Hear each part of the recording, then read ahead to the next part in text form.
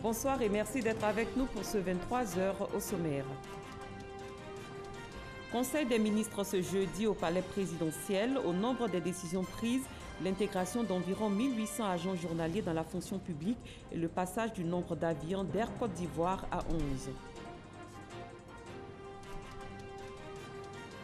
Les travaux du 4e Forum des présidents des conseils économiques et sociaux de l'Union européenne et de l'Union africaine ont démarré en présence du vice-président Daniel Kablon-Duncon.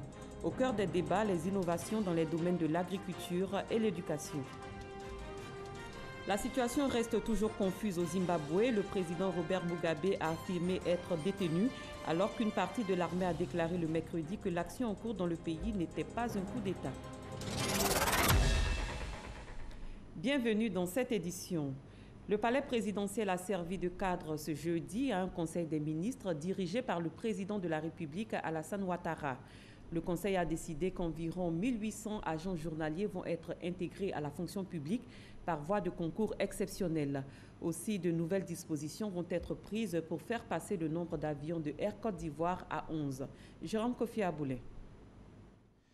Dans sa flotte, Air Côte d'Ivoire va désormais disposer de 11 avions. C'est la résultante de 2 accords de prêt conclus d'une part entre la Banque africaine de développement, BAD, et la Côte d'Ivoire, et de l'autre entre le Fonds africain de développement, FAD, et l'État ivoirien. Des projets de décret portant ratification de ces accords ont été pris ce jeudi en Conseil des ministres. Aujourd'hui, Air Côte d'Ivoire a 10 avions, dont 4 en propre. C'est-à-dire que tous les autres sont en location.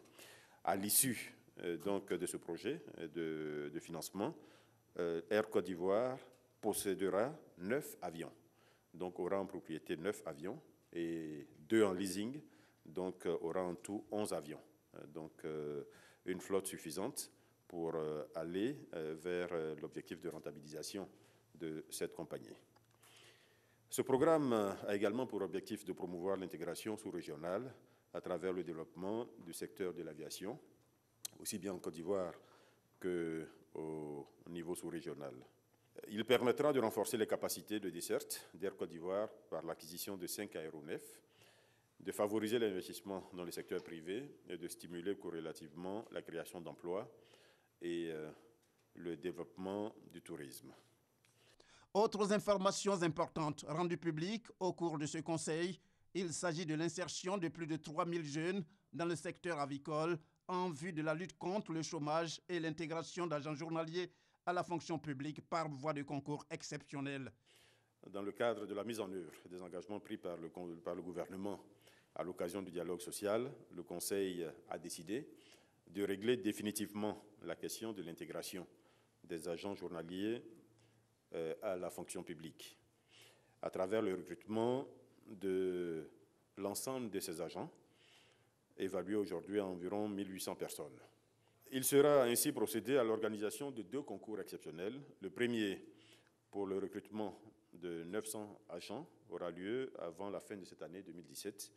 Et le deuxième concours, pour là aussi le recrutement de 900 agents, sera organisé en 2018. Au titre du ministère de la Promotion de la Jeunesse, de l'Emploi des Jeunes et du Service civique, le Conseil a adopté une communication relative au projet d'insertion de 3300 jeunes dans le secteur avicole. Ce projet vise principalement la promotion de l'entrepreneuriat des jeunes, vise également la professionnalisation du secteur avicole, et vise la lutte contre le chômage des jeunes et l'insécurité alimentaire. Par ailleurs, le Conseil, pour ce qui est du conflit foncier dans la région du Cavali, s'est félicité de la stabilisation de la situation, n'empêche toutefois que certaines mesures soient prises, notamment l'expulsion des occupants.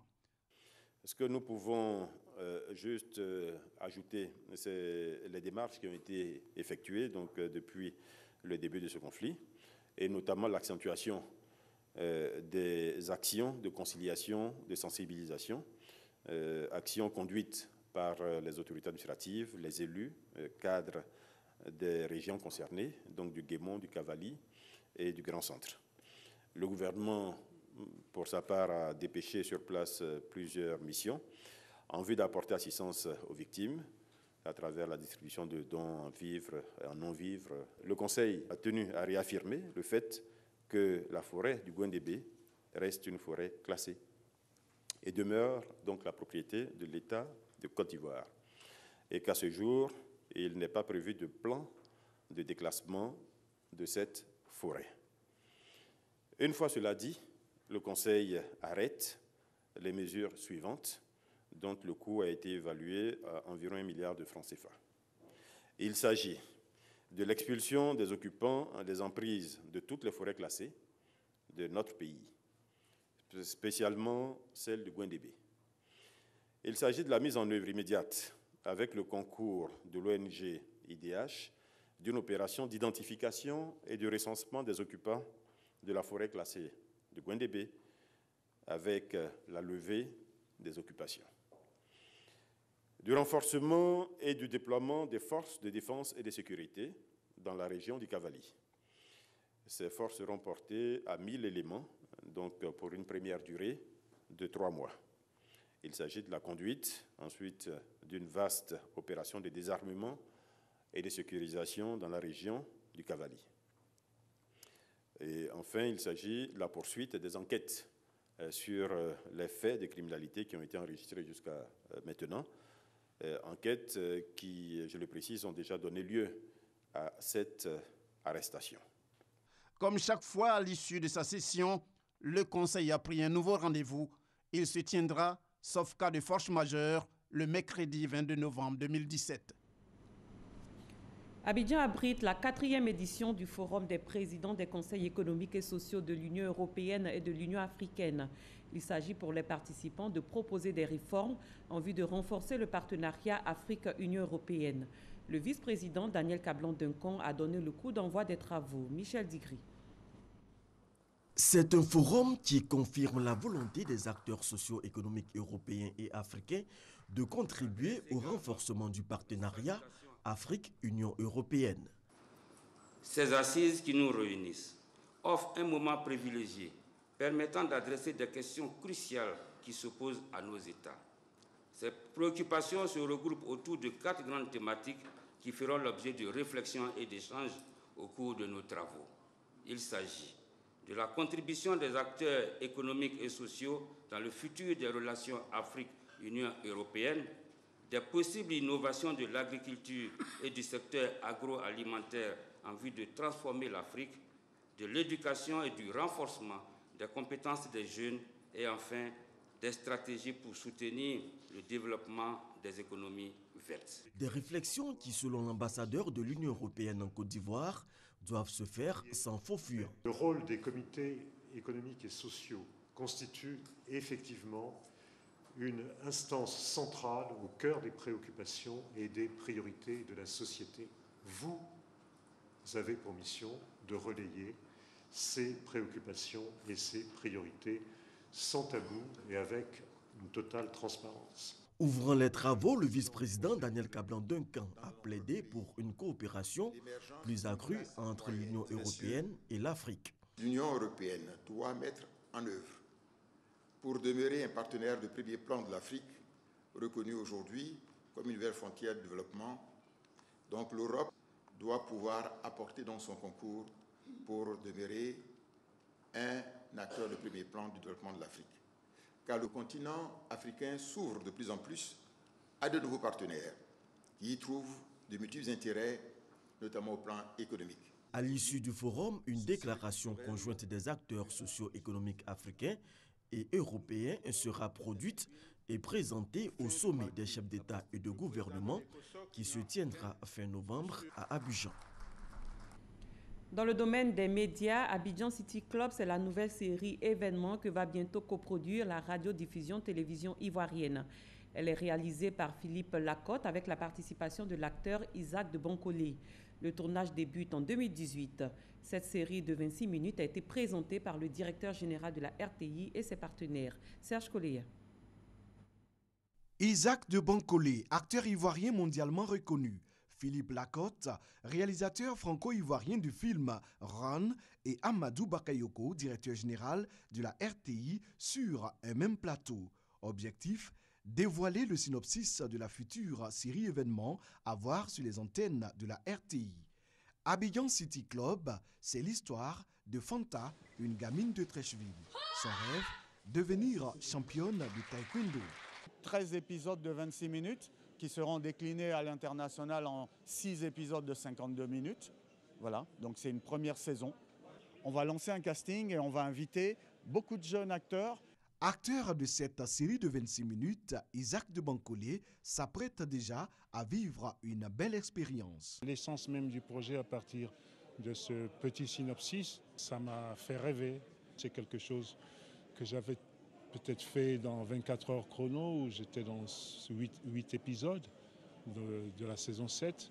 Mais commencer à partir, comme on dit, à partir de scratch, c'est-à-dire à partir d'une idée, à partir de 5 lignes, c'est avoir non seulement la confiance des bailleurs de fonds, mais c'est aussi avoir la confiance des acteurs, du réalisateur. Partenaire diffuseur et financier, la RTI accompagne le développement de cette série. Le tournage débute en 2018. Isaac de Bancolé et Philippe Lacotte sont deux des talents avérés de l'audiovisuel et du cinéma ivoirien. Et une partie de notre rôle, c'est aussi d'accompagner ces talents sur leur projet. Donc nous sommes doublement satisfaits. Le projet est très intéressant et les partenaires que nous avons autour de cette coproduction sont vraiment de premier plan. Depuis 2014, la RTI développe une stratégie de création et de distribution de fiction ivoirienne originale pour soutenir le développement d'une industrie locale à travers RTI Distribution. C'est demain que démarre à Abidjan le Salon international de l'agriculture et des ressources animales 2017. Cette 4e édition du Sahara a pour fil conducteur l'innovation et la modernisation, comme nous l'explique Noël Niagnou. Le SARA, Salon international de l'agriculture, des ressources animales et halieutiques. Après la renaissance de 2015, voici le SARA de l'innovation. Le SARA 2017 innove. D'abord par le thème. Le thème du SARA dit que le climat change, l'agriculture ivoirienne innove. Ensuite, nous avons maintenant un pôle innovation. Dans le pôle innovation, nous voulons que toutes les startups, tous ceux qui ont mis au point des technologies qui méritent d'être diffusées, puissent venir les présenter. Non seulement en Côte d'Ivoire, mais dans la sous-région. Pour cette innovation, il faut un nouveau type d'agriculteur. Désormais, l'agriculteur devrait être celui qui regarde ce qui se passe aussi bien en aval qu'en amont de lui. Il faut qu'il regarde au niveau de l'amont ce qui se passe au niveau de la recherche. Qu'il dise aux chercheurs quels sont ses besoins et que le chercheur sache quels sont les besoins de l'agriculteur. En aval, il faut que l'agriculteur sache ce qui se passe sur le marché, quelles sont les attentes du consommateur. Voilà l'agriculture du futur que nous voulons bâtir à partir de SARA 2017. Cet agriculteur-là doit être tourné vers la sous-région pour aider à la construction d'une agriculture intégratrice. Nous sommes convaincus que nous avons à apprendre des autres pays de la sous-région comme ils ont à apprendre de nous. Nous sommes convaincus que nous pouvons améliorer le volume des échanges entre nos États. Si nous voulons passer à la CEDEAO des peuples, il ne suffit pas seulement de mettre des autoroutes et des chemins de fer. Encore faudrait-il que ces peuples les empruntent. C'est pour cela que nous mettons des plateformes comme celle-là qui vont permettre à ces peuples-là d'emprunter les voies ferrées et les autoroutes qui vont lier désormais les capitales de la sous-région. Une dizaine de jours sera consacrée à la construction de ce pont entre les peuples de la sous-région avec comme fertilisant l'agriculture. On se rend à Bonn en Allemagne où se déroule la COP23. Au cours d'un panel organisé ce jeudi, le ministre Anou Loto a insisté sur la volonté du gouvernement ivoirien de tenir ses engagements en matière de forêt. Grâce Kando. La Côte d'Ivoire s'est engagée dans le mécanisme international REDD+, depuis 2011 afin de contribuer à la lutte contre les changements climatiques et de restaurer son couvert forestier fortement dégradé. La Côte d'Ivoire a perdu près de 90% de ses forêts naturelles. De 16 millions d'hectares dans les années 60, la Côte d'Ivoire dispose aujourd'hui de moins de 3 millions d'hectares de forêt. Le gouvernement ivoirien veut atteindre un taux de couverture forestière d'au moins 20% du territoire national d'ici à 2020. Pour atteindre cet objectif, une stratégie nationale a été élaborée par les parties prenantes. Elle a été présentée au cours des travaux de la COP 23. Le mécanisme REDD+ apparaît donc comme cet outil-là, cet instrument qui sera donc au service de tous les ministères concernés par l'exploitation de la forêt. La politique qui va être développée doit permettre de catégoriser en 3 parties donc, ces forêts. Ce qui nous permettra de faire progressivement, pour une partie, sortir les populations de ces forêts en les relocalisant sur une partie de ces forêts où elles pourront pratiquer une agriculture associée à la foresterie, donc une agriculture intensive et non extensive. Des stratégies qui ont pour objectif de mettre en place une chaîne de valeur durable pour l'énergie de cuisson, gestion durable des forêts, conservation des aires protégées et des forêts sacrées, restauration des forêts et des terres dégradées sont entre autres options envisagées par le ministère de la Salubrité, de l'Environnement et du Développement durable pour lutter efficacement contre la déforestation. Ici en Côte d'Ivoire, le ministre de l'Industrie et des Mines a installé le comité de développement local minier pour la mine manganèse de Korogo et de Dikodougou, un comité qui a pour rôle d'élaborer une politique de développement local auprès des populations impactées par les activités de la mine. Mamadou Kwasi. Voici le comité de développement local minier de la mine de Chilo manganèse de Korogo et de Dikodougou. Ce comité, dirigé par le préfet de la région du Poro, Daouda Ouattara, est installé par le ministre de l'Industrie et des Mines, Jean-Claude Brou. Il aura pour mission de mettre en place une véritable politique de développement local au profit des populations impactées par les activités d'extraction de manganèse à Dikodougou et à Korogo. Ces différents projets seront financés à hauteur de 0,5% du chiffre d'affaires de Chilo manganèse. Partie aux populations elles-mêmes. Et c'est les populations qui vont élaborer des projets pour dire pour nous la priorité c'est telle structure qu'on veut faire. Et c'est en ce moment qu'ils vont faire un budget. Donc qu'est-ce qu'on peut faire? Des dispensaires, des maternités, des écoles et tout cela. Le ministre de l'Industrie et des Mines, Jean-Claude Brou, a invité l'entreprise exploitante au respect des engagements, tout en demandant aux populations de tout mettre en œuvre pour la réalisation des différents projets. Jean-Claude Brou a par ailleurs annoncé des projets pour la région du Poro. Vous savez, c'est une mine qui va produire 200 000 tonnes chaque année, c'est pas rien. Et puis, il y a un programme d'investissement pour l'enrichissement du minerai. Et il y a beaucoup de réserves minières. Nous avons 10 permis de recherche qui sont actuellement en cours. Il y a l'activité dans les mines semi-industrielles. On encourage et nous souhaitons que beaucoup d'Ivoiriens puissent se lancer dans cette activité des mines semi-industrielles dans l'or. Et ça permet de lutter contre l'orpaillage clandestin. Le directeur général de Chilo manganèse a rassuré les autorités ivoiriennes du respect des engagements et de sa volonté d'accompagner la politique de développement de la Côte d'Ivoire. Le président du conseil régional du Poro et les différentes autorités locales ont promis d'accompagner ce projet afin que la population puisse véritablement bénéficier des fruits de l'activité d'extraction du manganèse à Korogo et à Dikodougou. Au chapitre politique, le Zonzon s'apprête à accueillir le 25 novembre prochain le président de la République. Les cadres de la région se mobilisent pour rendre hommage au chef de l'État pour ses actions de développement. Ahmed Traoré, Alexis Ouedraogo. Ce 25 novembre, les populations du Zanzan rendront hommage au chef de l'État Alassane Ouattara. Pour gagner le pari de la mobilisation, élus et cadres battent le rappel des troupes. Cette journée de reconnaissance doit voir la participation de tous les fils et de toutes les filles des régions du Boukani et du Gontougou. C'est une cérémonie que nous voulons grandiose, une cérémonie qui unit l'ensemble des fils et des filles du Zanzan. La date que nous avons retenue, c'est le 25 novembre. Les frères et sœurs de Bondoukou ont accepté que cette cérémonie se tienne à Bouna et nous avons demandé à tous nos frères, à toutes nos sœurs du district du Zanzan, partout où ils sont, de faire mouvement ce jour-là vers Bouna. C'est une rencontre qui n'exclut personne. Vous avez vu que tous nos doyens sont à nos côtés. Il y a le ministre Essi Amara, le ministre Yaya Ouattara et d'autres ministres empêchés mais qui suivront. C'est dire que nous sommes dans cette ambiance de mobilisation. La cérémonie d'hommage se déroulera à Bouna. La ministre Niale Kaba appelle à une mobilisation exceptionnelle pour réserver un accueil mémorable à ses hôtes de premier rang. La journée nationale de la paix, c'était hier. À la faveur de cette célébration, le RPP, Rassemblement pour la paix, était face à la presse pour mettre en avant les idéaux de paix. Mamadou Kwasi. La célébration de la journée nationale de la paix a été l'occasion pour le président du Rassemblement pour la paix, le progrès et le partage d'échanger avec les hommes de médias. Un entretien porté sur la proposition de son parti politique pour une paix durable en Côte d'Ivoire. Pour Ouattara Nyonzie, la paix en Côte d'Ivoire se décline essentiellement en 3 points. Premier point, la sécurité.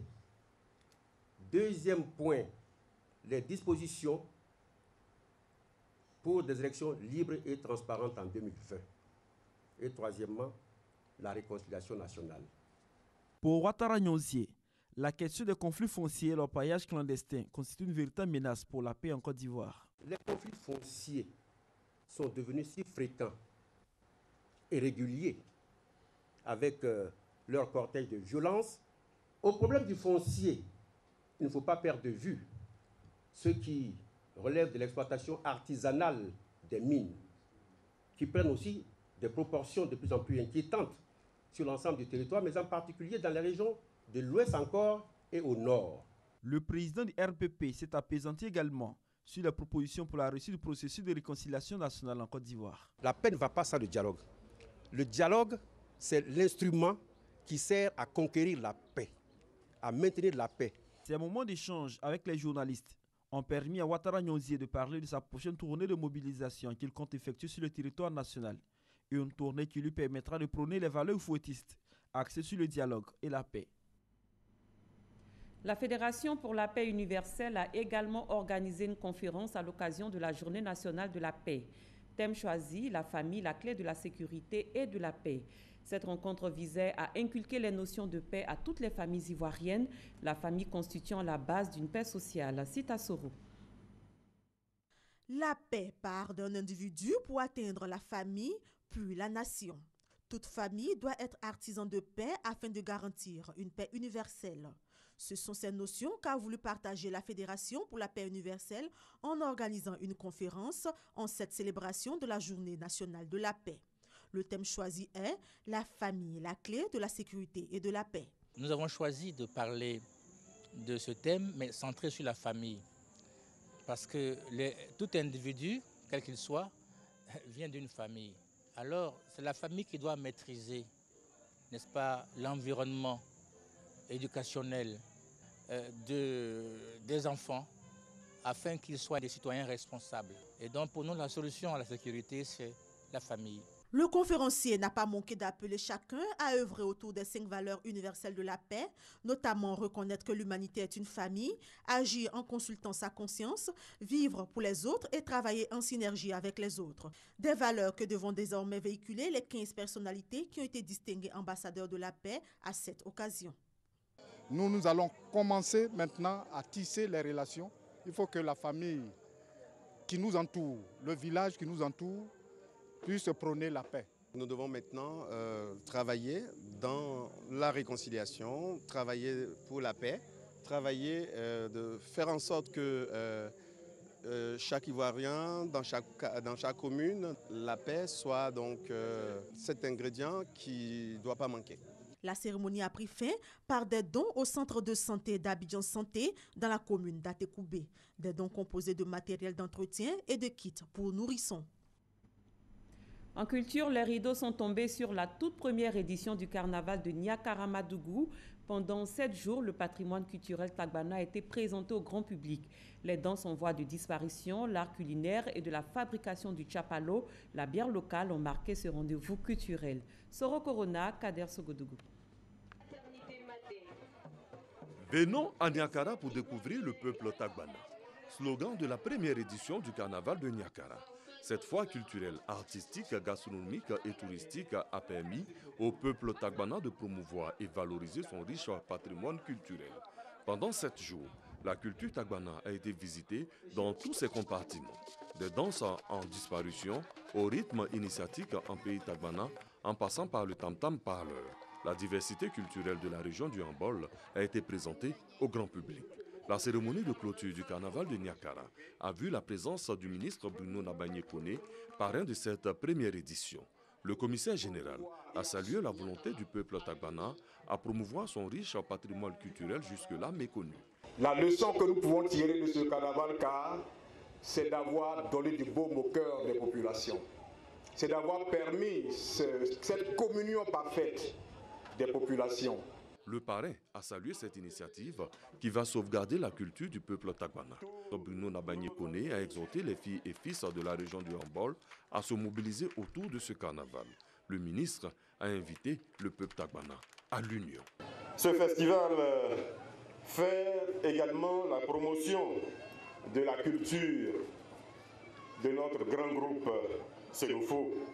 Si vous voulez être fort, si vous voulez attirer le développement vers votre région, vers votre département, vous cadres, vous avez le devoir de vous entendre. Au cours de ce rassemblement culturel, les populations ont été sensibilisées à l'abandon de l'excision, une pratique encore présente dans la région.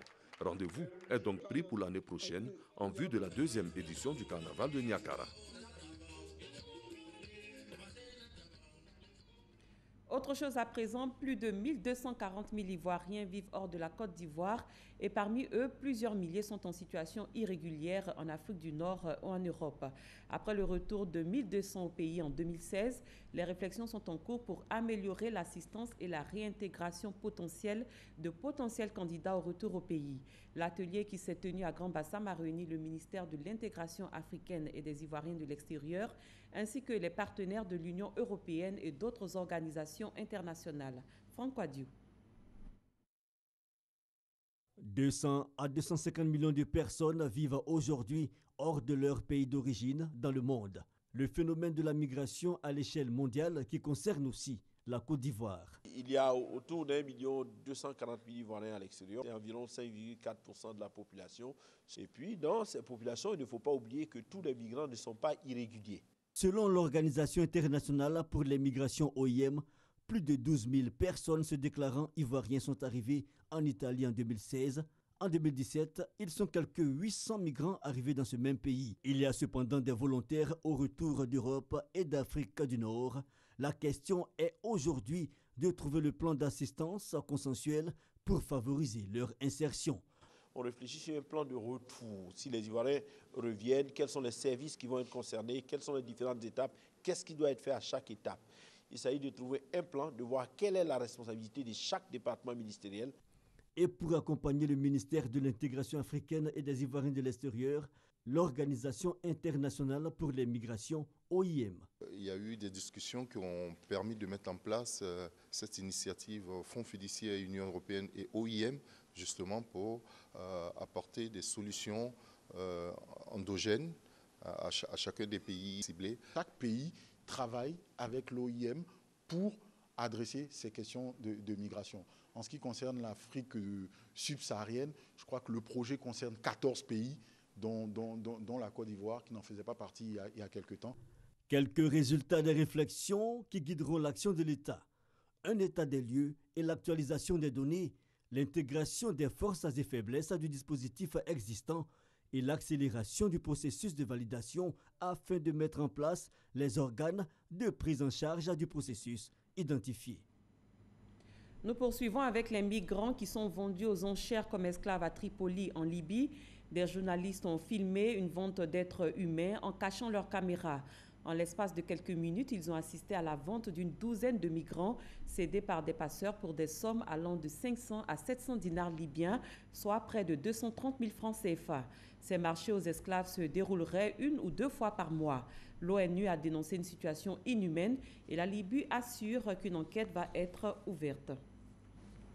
Plus loin, la situation reste confuse au Zimbabwe après la déclaration de l'armée à la télévision publique aux premières heures de la journée de mercredi. Les militaires se refusent toujours à parler de coup d'État, même s'ils se sont déployés dans la capitale Harare et qu'ils ont placé le président Robert Mugabe en résidence surveillée. La communauté internationale appelle le pays à la retenue. Cette édition est à son terme. Merci de l'avoir suivi. Très bonne suite de programme sur RTI.